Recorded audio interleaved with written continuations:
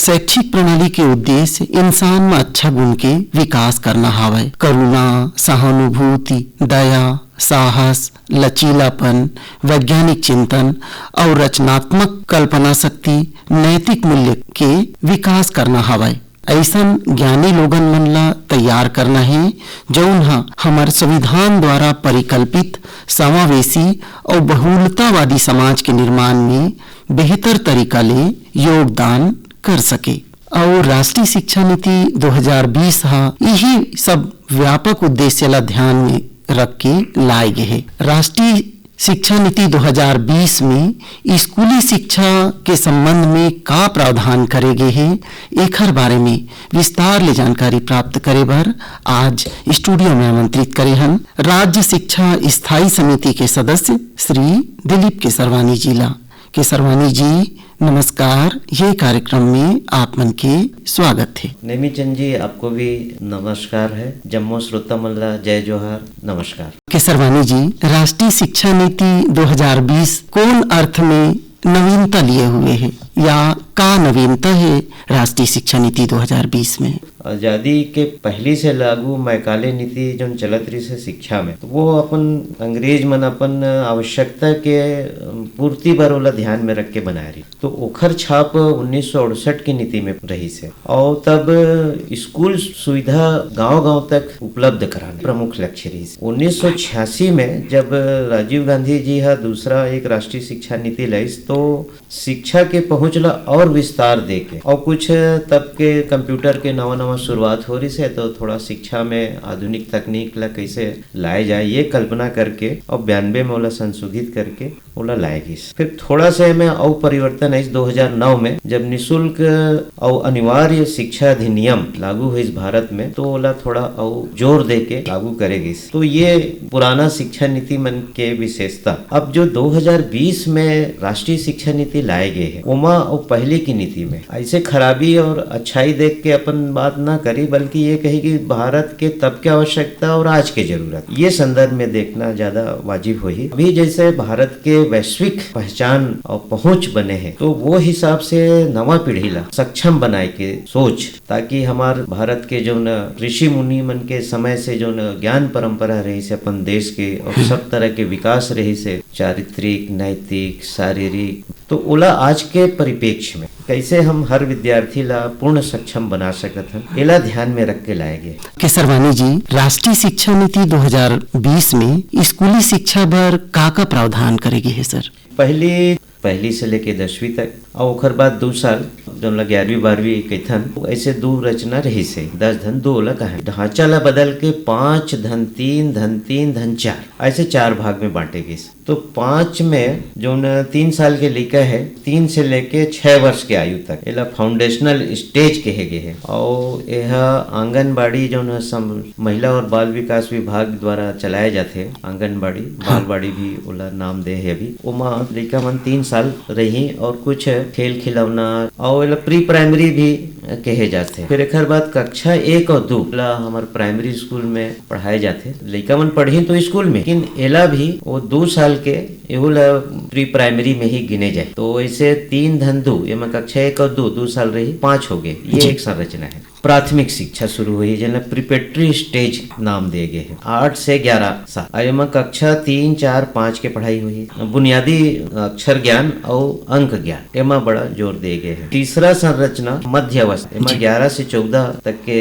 आयु वर्ग के लड़का मन 3 साल पढ़ी। कक्षा में 6, 7 और 8 विद्यार्थी मन में सौंदर्य बोध आए, कला के प्रति अनुराग आए, और उमा जो नैसर्गिक क्षमता है ओखर पहचान करके वो अवसर मिले, ओखर विकास होए ये कक्षा 8 तक पढ़े के समय। और एक आखिरी जो संरचना की स्टेज है वो माध्यमिक अवस्था, सेकेंडरी स्टेज, अंग्रेजी में सेकेंडरी, और एक पहली वाले ला मिडिल स्टेज। एमा 14 से 18 वर्ष के आयु के लड़का मन विद्यार्थी के रूप में 4 वर्ष पढ़ी और कक्षा 9, 10, 11, 12 और एक नया चीज में जोर दे गए है डिजिटल साक्षर। आज समय की मांग है एमा एक चीज हो व्यावसायिक एक्सपोजर लिखा मतलब सक्षम बनाए के लिए एक 4 कक्षा में विद्यार्थी मन कुछ न कुछ हमें कौशल विकास हो जाए, एला भी ध्यान रख के अनेक प्रकार के व्यवसायिक दक्षता मन में लाए के प्रयास करेंगे। केसरवानी जी, राष्ट्रीय शिक्षा नीति में परीक्षा के का प्रावधान है सर? ये अब के परीक्षा पद्धति में सतत मूल्यांकन की बात कहे गए, केवल 3 घंटा के परीक्षा में ही उखर मूल्यांकन हो जाए, रिजल्ट बन जाए,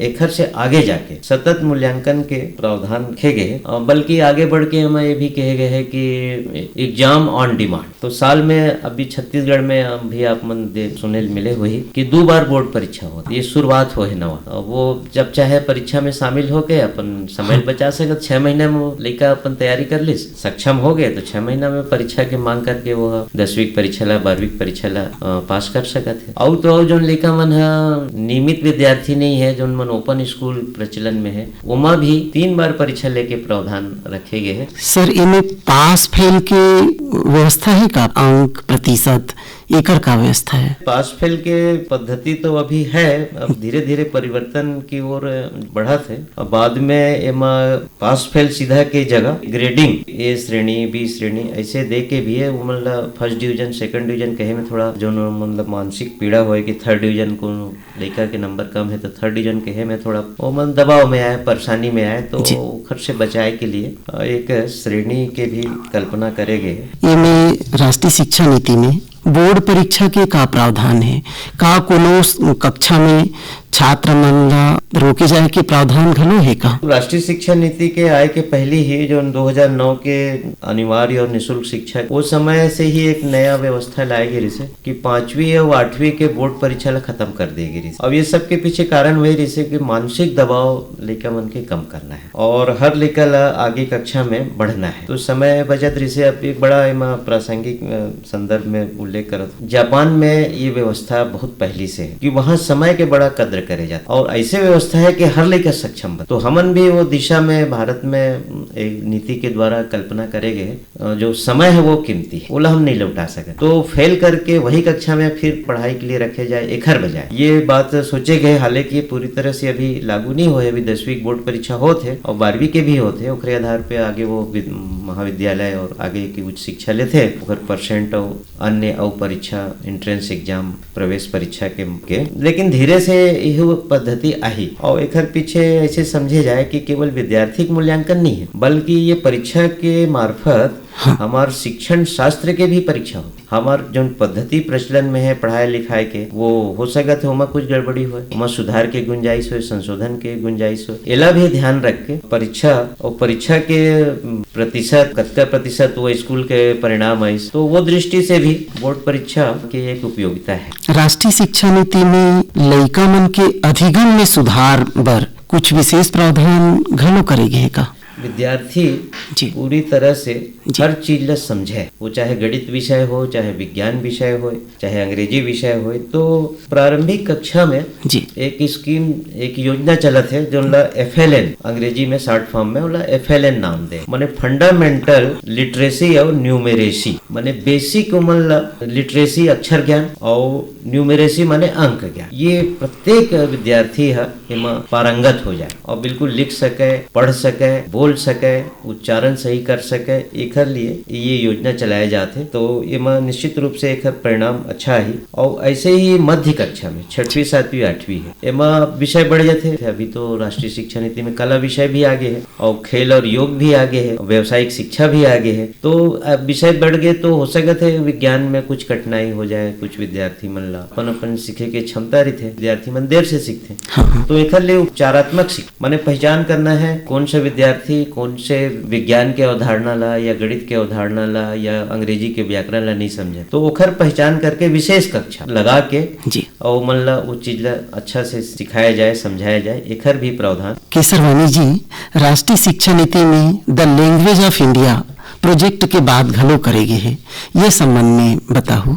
गौरव का विषय है। भारत बहुभाषिकता वाला देश है। 1961 में जनगणना हुई तो हमारे यहाँ 1652 भाषाएं थी। फिर कुछ कारणों से और कुछ शिक्षा में हमारी पद्धति में कमियों के चलते हम सब भाषाओं पे काम नहीं कर पाए, तो ये संख्या में गिरावट आई और कई भाषाएं लुप्त हो गई। लेकिन 2013 में ऐसी आंकड़ा जो आया, लिंग्विस्टिक सर्वे ऑफ इंडिया, उसने बताया कि 2013 तक हम लोगों ने ये 50 वर्ष में 1971 के बाद लगभग 220 भाषाओं को हमने खो दिया। हम लोगों ने ध्यान नहीं दिया उसके उन्नयन के लिए। और ऐसे ही 197 भाषा के बारे में ये बताई गई, वो प्राय लुप्त प्राय। तो लुप्त प्राय उन भाषाओं पे विशेष चिंता है जिसकी अपनी लिपि भी थी, लेखन की शैली भी थी। वो भी ऐसी कुछ भाषाएं हैं जिसमें दो विशेष भाषा का उल्लेख करूंगा जो लुप्त प्राय हो गया, जिसमें बोडो और मैतेई, ये दो ऐसी भाषाएं हैं जिनकी अपनी लिपि भी थी। तो सरकारी आंकड़े में आधिकारिक रूप से ये घोषित है कि ये दोनों भाषाएं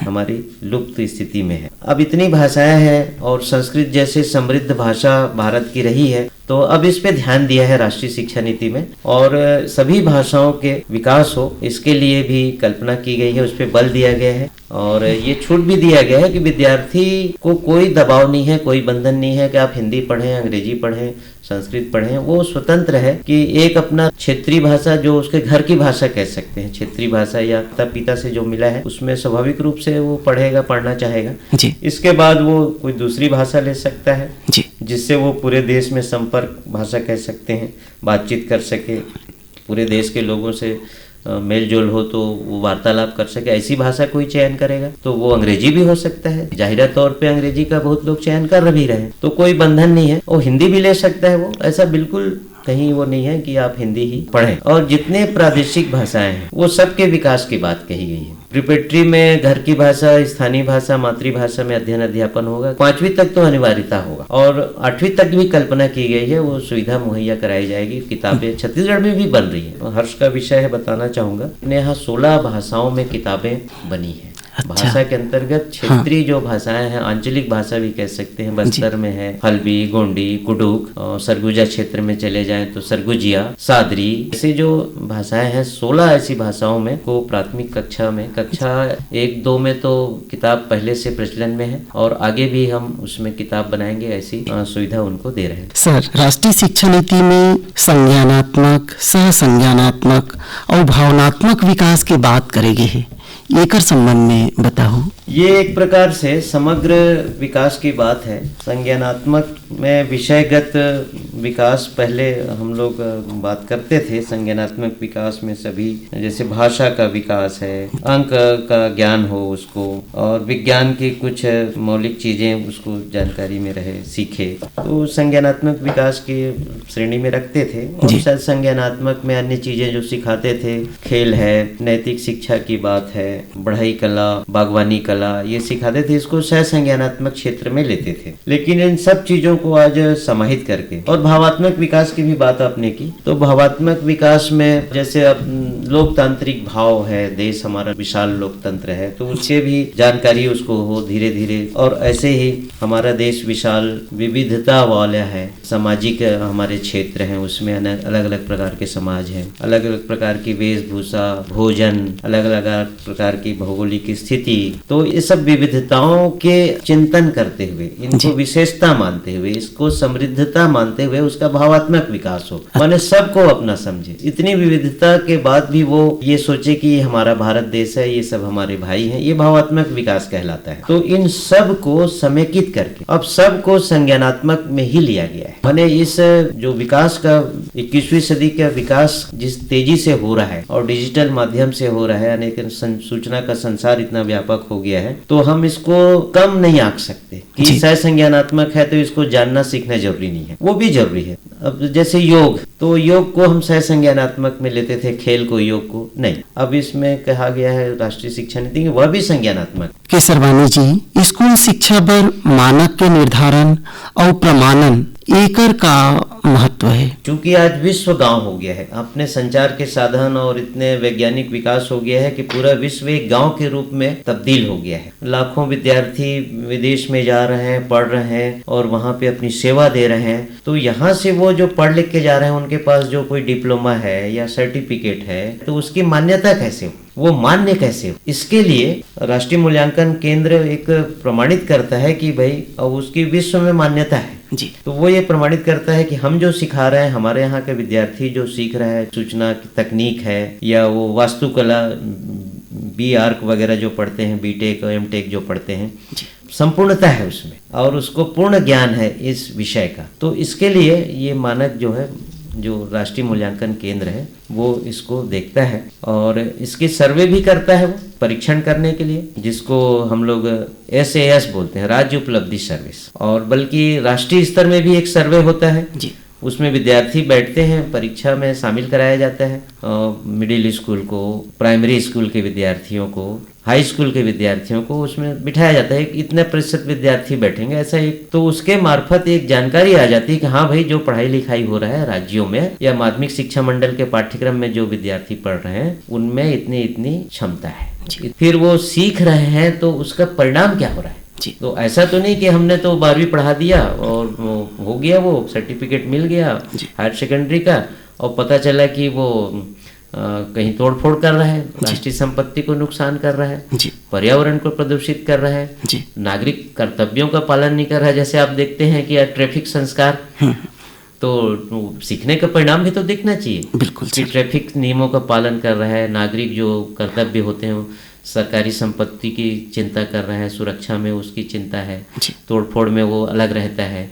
ये परिणाम भी हमको दिखना चाहिए और यही जो है मानकता है। अच्छा, कि शिक्षा की ये मानकता है कि भाई शिक्षित है, 12वीं पढ़ा है, ग्रेजुएट है, तो वो इन सब चीजों के बारे में दक्ष है, ये सब चीजें उसको आती है, उसके व्यवहार में है। इसी आधार पर विश्व में फिर मान्यता मिलेगी, हाँ भाई भारत के नागरिक सुसंस्कृत हैं, वो सब इन चीजों का पालन करते हैं, ट्रैफिक रूल का पालन करते हैं। सामान्य नागरिक जो कर्तव्य भाव है, महिला या अशक्त व्यक्ति सड़क पार कर रहा है और उसको कठिनाई हो रही है, आवागमन चल रहा है, तो उसको पार कराने में अपना नागरिक कर्तव्य निभा रहा है, ये तो गुण, यही तो मानकता है। तो पढ़ाई का वरना कोई मतलब ही नहीं होगा। वो ये चरित्र भी है, चारित्रिक विकास भी है ये, तो ये होना चाहिए शिक्षा। श्री दिलीप केसरवानी जी, आप मन राष्ट्रीय शिक्षा नीति और ओकर सुघ्घर प्रावधान के संबंध में हमार श्रोता मन ला बड़ विस्तार ले सुघ्घर जानकारी दे हो, तेकर खातिर आपला बहुत बहुत धन्यवाद।